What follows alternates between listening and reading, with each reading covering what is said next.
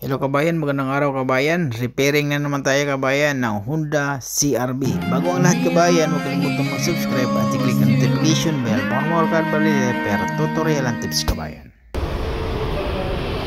2016 Honda CR-V kabayan. Yung gagawin natin yung kabayan, small part. Tanggalin natin yung molding kabayan, pero yung molding kabayan, dalawang molding, bago yan sa kabayan. Walang problema kung masira man lang, kung masira ang clips. Kadalasan kasi kabayan pag mga ganyang clips, lalo na pag Hyundai, Honda, masisira talaga yung molding na clips dyan kabayan. So mayroon tayong mga clips dyan na available dyan, walang problema kung masisira. Palitan natin ng mga bago yan. Yan, natanggal ko na kabayan. Tapos i-repair muna natin yan. Lilihain natin ng ET kasi maglagay tayo ng masilya dyan kabayan. So hindi na tayo maghila-hila, walang masilya na agad. Lilihain na natin tapos sabay masilya agad. Gagamit tayo ng ET, mayroon tayong 60 din, pero ET lang gamitin ko kabayan kasi nasanay ko sa ET. Tapos pagkatapos ng ET, masilya na ako dyan. Masin naman siya kabayan, mas mabilis ang pagtrabaho. Tapos sa harap pa naman kabayan, may kunti, maglagay din tayo ng masilya dyan. Tapos sa kabayan, ganun lang pag technique ng pagliham, bilis lang lihain nun. Tapos applyan tayo ng papatakin ko pala yung rear door kabayan kasi parang pumasok sa kabayan. Hinila ko yan dyan. Okay na yan siya, hinila ko lang kasi parang pumasok. Tapos yan, tinulak ko yung harapan o yung unahan para din papasok. Tapos sinila ko yung likod tapos para lalabas. Tapos yan, masilya na agad kabayan. Yan. Ganun lang kabayan, haluin ng maayos para maganda yung hardener. Maganda yung pagtatison sa hardener kabayan. Yan, tapos pahid na siya agad kabayan. Ganun lang sa kabayan, mabilis para mas mabilis ng trabaho kabayan. So mabilis yung trabaho.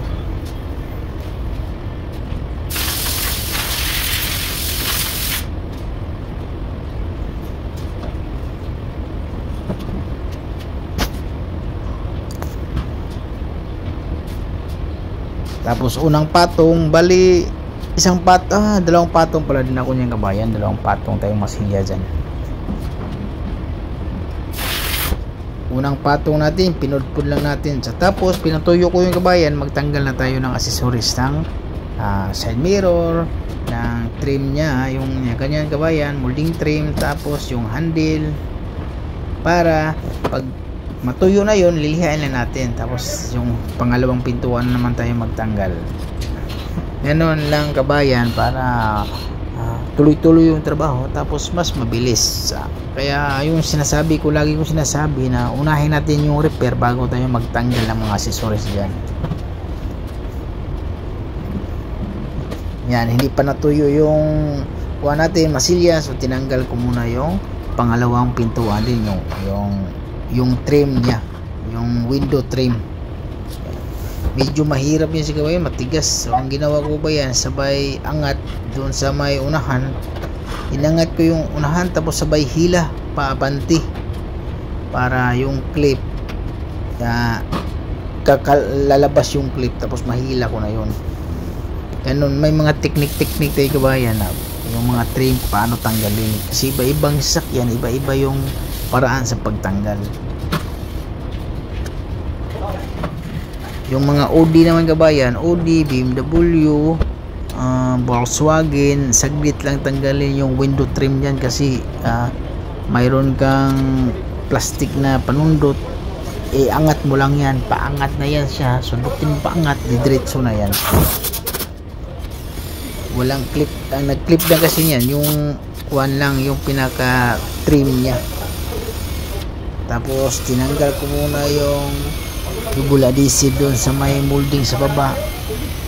Ganun lang kabayan kasi hindi pa natuyo din yung saglit lang kasi tanggalin yung mga accessories ng kabayan. Ilang minuto lang tanggal mo na lahat,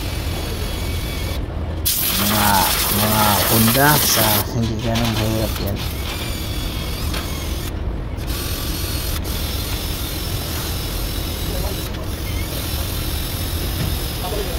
Yan, maganda kasi pangtanggal ng mga double adhesive yan kabayan, mga sticker. Yan na talaga pangtanggal yan.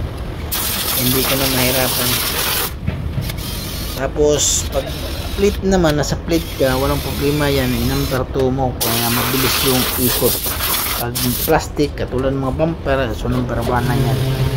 Kasi sobrang init, matatanggal yung pintura dyan kabayan.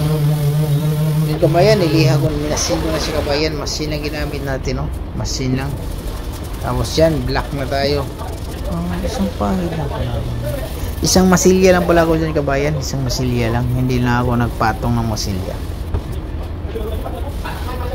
Yan. Tapos yan, okay na siya kabayan. Gumamit na ako ng 120 na masin. Tapos black 120. Yung paraho natin yung black yung ginagamit natin. Ha? Tapos yun 180, 320.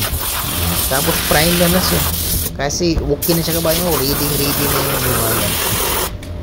Kasi tanggal na lahat. Pagkatapos yan, linisan natin para ipunta sa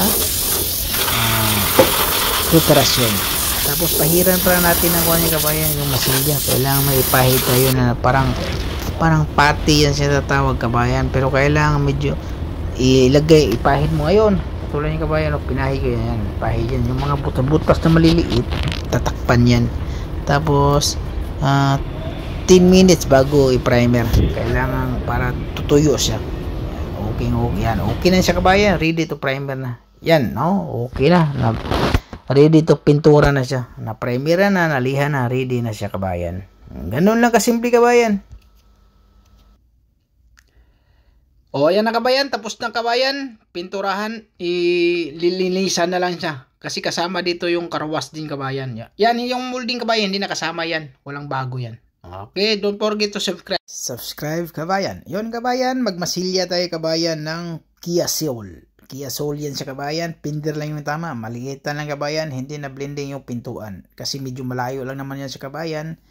Pero pag yung pintor kabayan, magsasabi na kailangan natin na i-blending kasi yung kulay medyo hindi parehas. So kailangan natin i-blending. Pero kasi medyo malapit-lapit na din yan. Kung basta yung anong sabihin ng pintor, i-blending natin yung pintuan, blending yung pintuan. Kasi medyo malapit na din yan siya kabayan. Pero pag nakalagay sa estimator, sa insurance na hindi kasama pinturahan, hindi blending, hindi na. Pero pag sabihin ng pintor, ireklamo natin sa estimator yan. So kailangan nating pinturahan yung i-blend natin yung pintuan.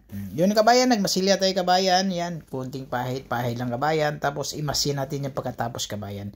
Ganun lang kasimple magmasilya kabayan. Kahit pagit yung masilya mo kasi lilihain naman natin ng masin, hindi mano-mano. Pero pag mano-mano, kailangan medyo maganda yung pagkamasilya para hindi ka mahirapan. Pero yan ang kabayan, kahit pagit yung masilya mo, pudpurin mo lang ng masin yan kabayan, saglit lang yan. Okay kabayan? Yun ang kabayan, tutorial and tips tayo sa car body repair. Okay? Maraming salamat kabayan.